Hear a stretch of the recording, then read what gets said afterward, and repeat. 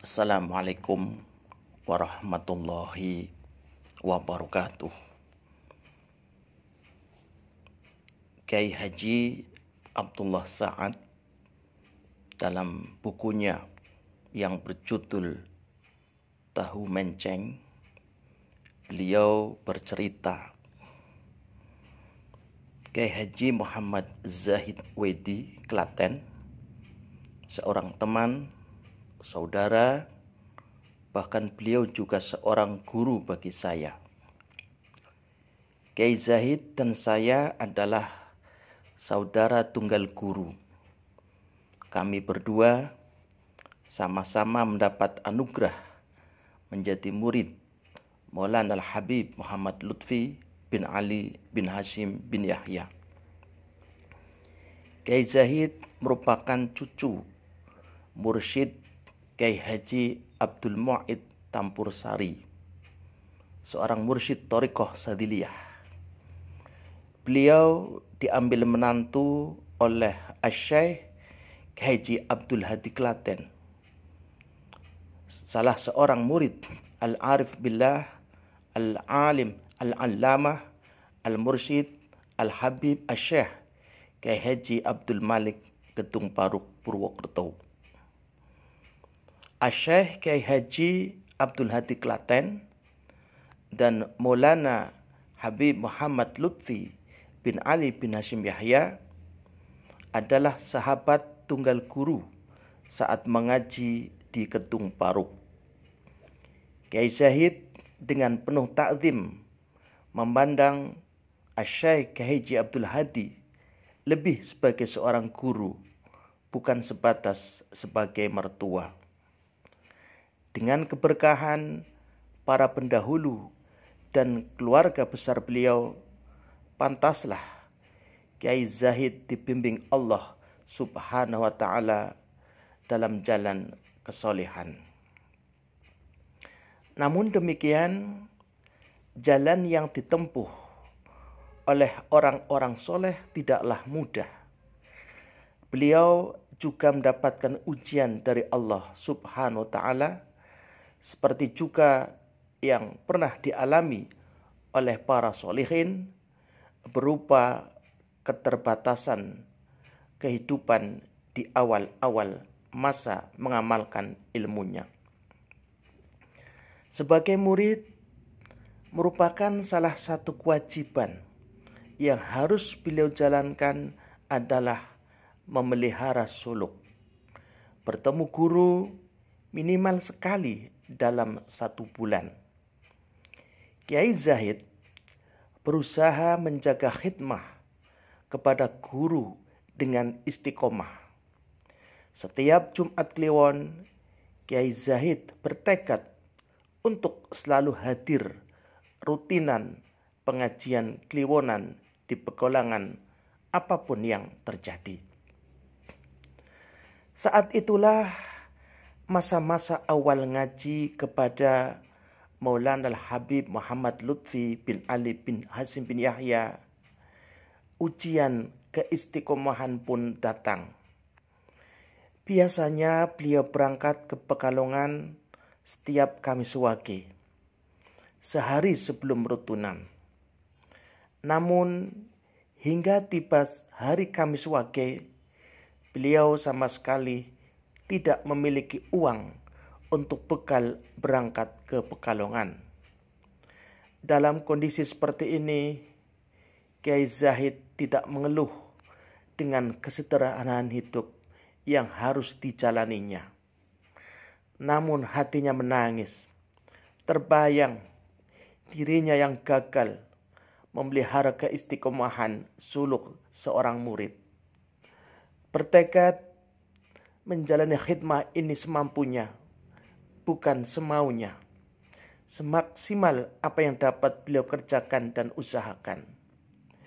Beliau tidak langsung menyerah, maka tiba waktunya Kiai Zahid mandi, kemudian berganti baju dan menyiapkan tas yang berisi pakaian ganti serta perlengkapan ngaji lainnya. Dengan langkah mantap, beliau berjalan keluar dari rumah. Kiai Zahid Klaten siap berangkat ke Pekalongan, padahal sama sekali tidak punya ongkos buat berangkat rutinan kliwonan di Pekalongan.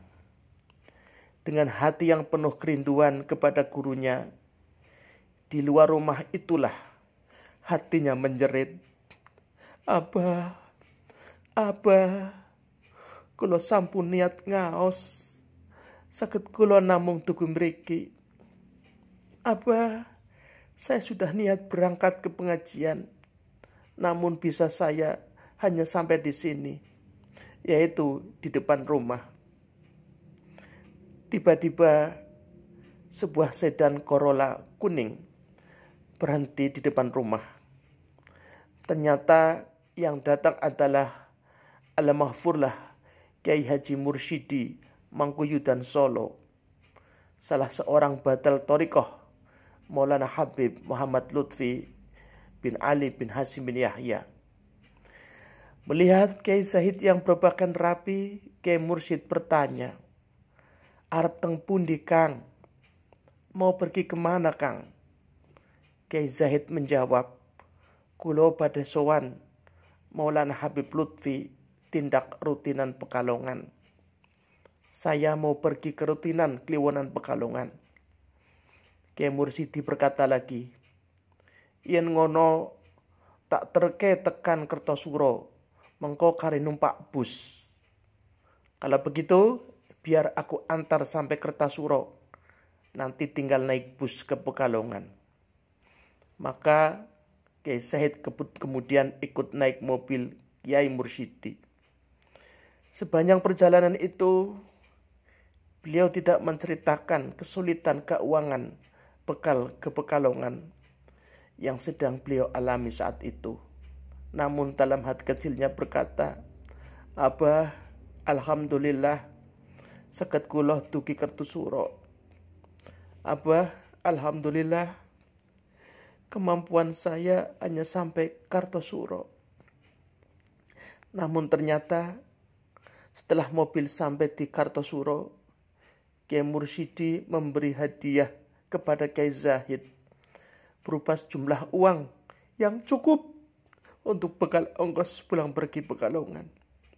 Sungguh belum nahan tangis keharuan menerima hadiah tersebut.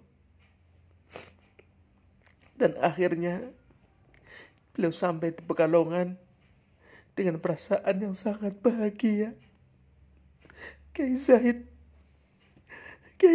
menjalani kewajiban sebagai murid, yaitu ngaji rutinan, berkumpul dengan sesama muridin, dan berhasil memandang wajah sang guru rohani. Selesainya acara itu, beliau kembali pulang ke Klaten. Suatu saat, pada lain kesempatan, Kiai Zahid kebetulan berjumpa dengan Kiai Mursyidi. Maka tanpa sungkan-sungkan, beliau kemudian buka-bukaan terus terang kepada Kiai Mursyidi tentang kejadian yang sebenarnya. Kiai Zahid mengucapkan terima kasih kepada Kiai Mursyidi dengan berkata, "Matur nuwun yo Kang, yen ora mbok sangoni wingi kae, aku ora iso tekan Pekalongan. Aku kae ora duwe sangu. Terima kasih banyak ya Mas. Jika aku tidak kamu beri uang kemarin, aku tidak bisa sampai Pekalongan. Sebenarnya saat itu, aku tidak punya bekal uang sama sekali."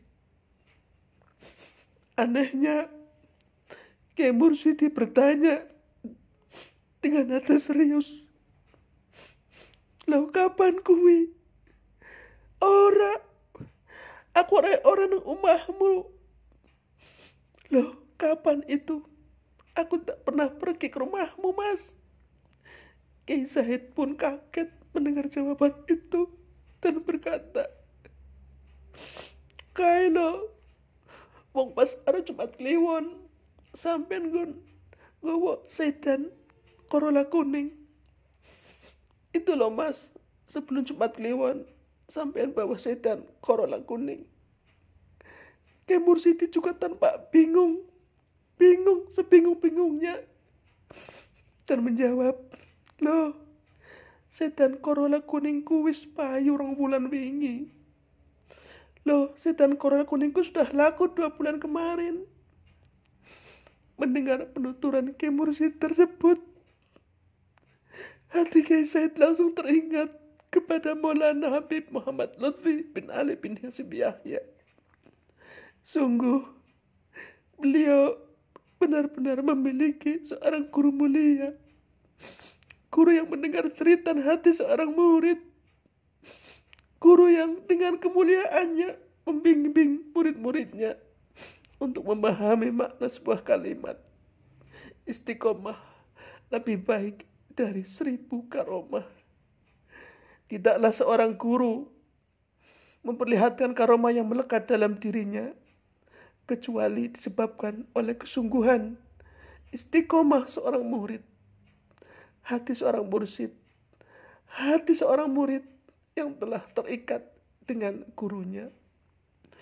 Tidaklah Allah Subhanahu wa ta'ala memuliakan para kekasihnya dengan karomah kecuali hasil dari keistiqomahan penghambaan dirinya yang tiada putus-putus. Hati seorang hamba yang selalu memandang Allah Subhanahu wa ta'ala. Allah Subhanahu wa ta'ala berfirman yang artinya, sesungguhnya orang-orang yang mengatakan Tuhan kami adalah Allah, kemudian mereka meneguhkan pendirian mereka, maka malaikat akan turun kepada mereka dengan mengatakan, janganlah kamu takut dan janganlah merasa sedih, dan gembirakanlah mereka dengan jannah yang telah dijanjikan Allah kepadamu. Surat Fusilat ayat 30. Malaikat bukan hanya membisikkan kepada batin Kiai Zahid dengan kata-kata jangan takut dan jangan bersedih, namun menghilangkan kesedihan dengan langsung menghampiri dan menyelesaikan keperluan beliau. Subhanallah. Wassalamualaikum warahmatullahi wabarakatuh.